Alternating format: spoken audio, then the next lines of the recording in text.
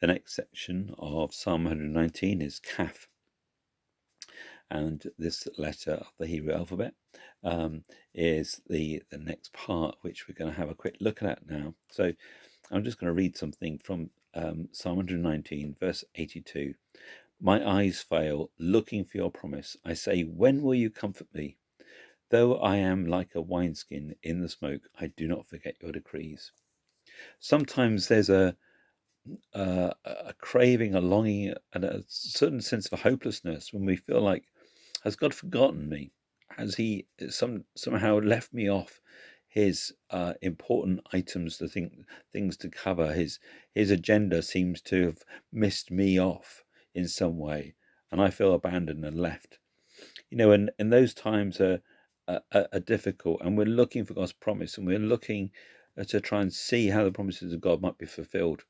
A friend of mine said to me today, a beautiful card, just said that he felt that God wanted to give me sight to see clearly, to see ahead.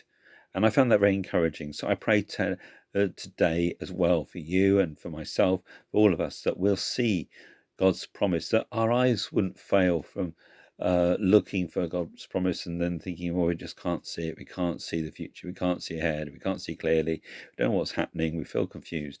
But instead, we will get clarity. We will see the longer picture of what God's doing. We will see a vision of the future. We'll get a longer view of seeing how God is at work. Even if right now it feels confusing, I pray that we will get a sense of God being at work in the longer term, and we'll get a distant view of clarity. It says in Hebrews that those saints of old, that they saw these things and welcomed them from a distance. They had a vision of something that was further away, but they knew to be true.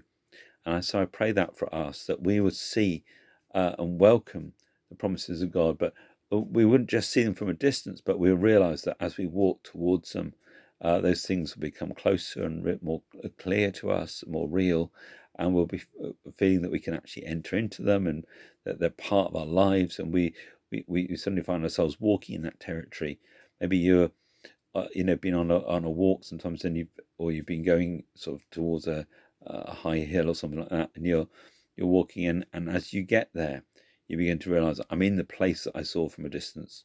I'm actually in that spot that I could see a couple of miles away, and now I'm actually there. So I pray that God would take you to the place where you need to be and see God's promises fulfilled for you.